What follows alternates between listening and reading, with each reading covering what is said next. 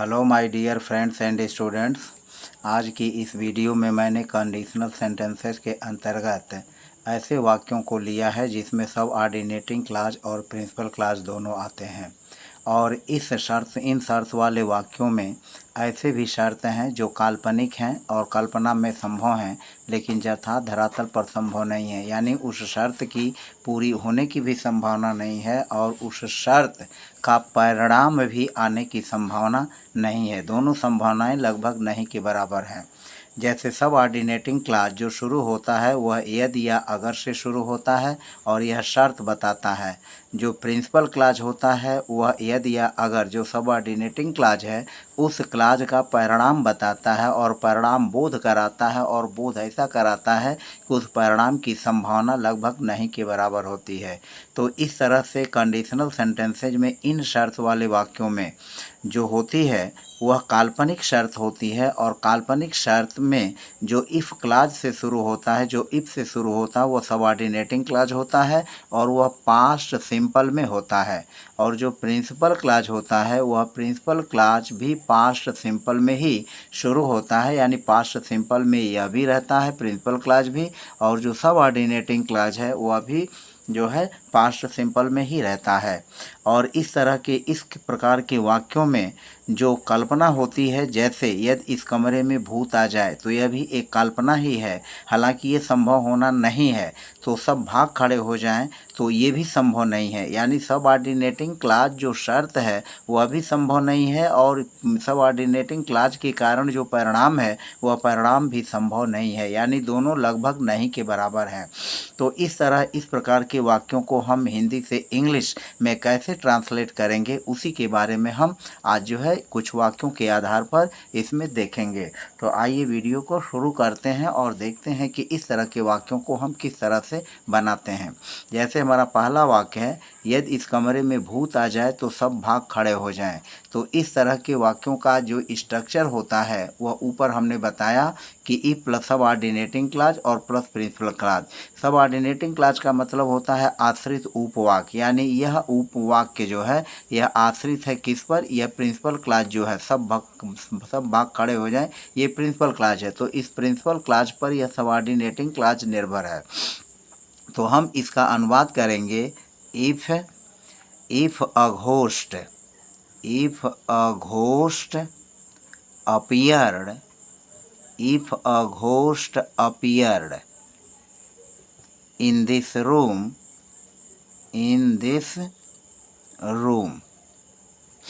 if a ghost appeared in this room, कामा करा देंगे। तो के लिए हम कामा का यूज करते हैं, तो की कोई इंग्लिश नहीं लिखते।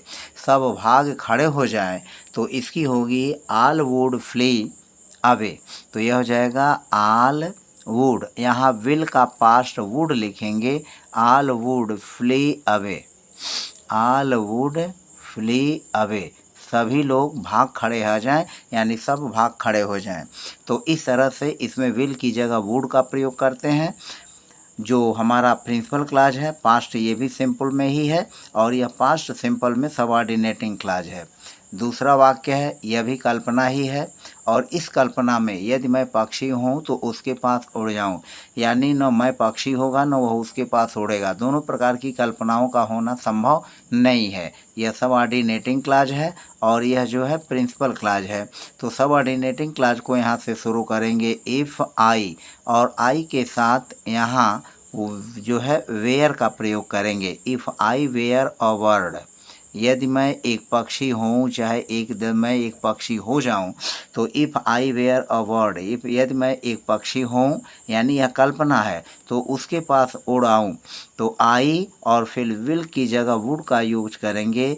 आई वुड फ्लाई, यहाँ क्रिया का फर्स्ट फॉर्म ही होगा, आई वुड फ्लाई, और फिर हो जाएगा उसके पास, तो to him, I would fly to him या हर, किसी एक का हम प्रयोग कर सकते हैं, चाहे हिम का प्रयोग करें चाहे हर का प्रयोग करें। तो if I were a bird I would fly to him. तो इस तरह के वाक्यों में यह पास्ट हुआ, यहाँ अपीयर्ड पास्ट हुआ, और यह वुड जो हुआ विल का जो है पास्ट रूप वुड हो गया। फिर तीसरा वाक्य है, यदि मैं राजा हूँ तो मैं उसे तो उसे मैं अपनी रानी बनाऊं। तो इस यह होगा इफ़, यह भी एक कल्पना ही है जिसका जो है तो इसकी संभावना बन भी सकती है, नहीं भी बन सकती है। तो यदि मैं राजा हूँ, if I were a king, if I were a king, if I were a king, तो यदि मैं एक राजा हूँ उसे मैं अपनी रानी बनाऊँ तो I would make, I would make, I would make, I would make,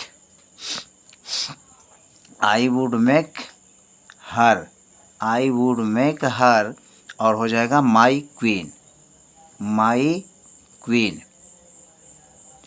I would make her my queen. चूँकि यहाँ मेक काजेटिव वर्ब के रूप में है तो यहाँ काजेटिव वर्ब के रूप में यहाँ जो आएगा I would make her my queen, सारी यहाँ में काजेटिव वर्ब नहीं है, I would make her my queen. तो यह हो जाएगा if I were a king I would make her my queen. फिर है यदि मैं खा रहा हूँ तो तेज़ दौड़ूँ, अब यह भी कल्पना ही है। यदि मैं खा रहा हूँ तो मैं तेज़ दौड़ूँ, यहाँ मैं छिपा हुआ है, तो के बाद मैं छिपा हुआ है, तो यहाँ लिखेंगे if I were, if I were a near, if I were a near, यदि मैं खा रहा हूँ तो मैं तेज़ दौड़ूँ, आई और आई के साथ यहाँ पास्ट विल का हो जाएगा I would run, I would run, और यहाँ लिख लेंगे fast, I would run fast. If I were a hare I would run fast, if I were a hare I would run fast, यदि मैं एक खा रहा हूँ तो मैं तेज़ दौड़ूँ, आई वुड रन फास्ट। पांचवा सेंटेंस है यदि मैं एक लेखक हूँ तो if I were an author, if I were an author, यदि मैं एक लेखक हूँ तो उपन्यास लिखूँ, तो यहाँ हो जाएगा आई और फिर आई के साथ हो जाएगा would, I would write, I would write a novel, I would write a novel. If I were an author I would write a novel. अब यहाँ जो यह दोनों हैं, यदि जो तीसरा सेंटेंस है, तीसरा सेंटेंस, और यदि मैं एक लेखक हूँ तो उपन्यास लिखूँ, पांचवा सेंटेंस, इन दोनों सेंटेंसेज के होने की संभावना जो कल्पना में किए गए हैं ये पूरे भी हो सकते हैं और नहीं भी पूरे हो सकते हैं। यदि मैं राजा हूँ तो सबको प्रसन्न कर दूँ, तो if I were a king, यहाँ हो जाएगा if I were a king, यह भी काल्पनिक शर्त है, सबऑर्डिनेटिंग क्लॉज की यह काल्पनिक शर्त है। If I were a king, तो सबको प्रसन्न कर दूं, यानी मैं सबको प्रसन्न कर दूं, तो यहाँ मैं छिपा हुआ है, तो आई और आई के साथ फिर हो जाएगा I would make all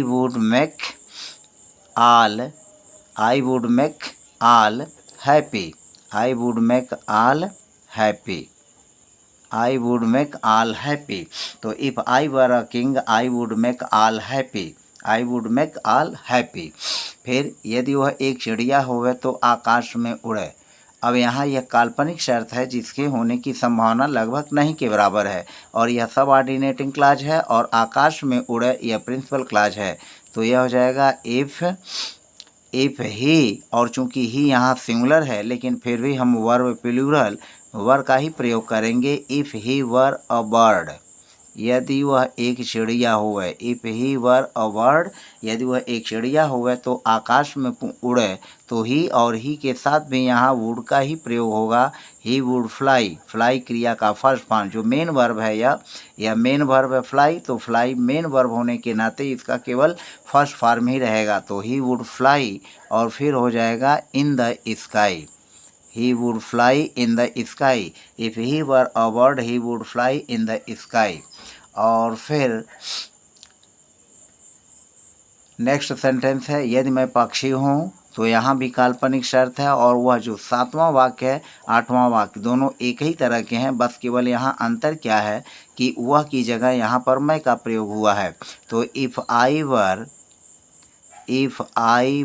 a bird, if I were a bird, यदि मैं एक पक्षी हूँ, आई would fly in the sky, I would fly in the sky. तो इस तरह से 8 एग्जाम्पल के माध्यम से हमने कुछ ऐसे सेंटेंसेस लिए जो कि भूतकाल में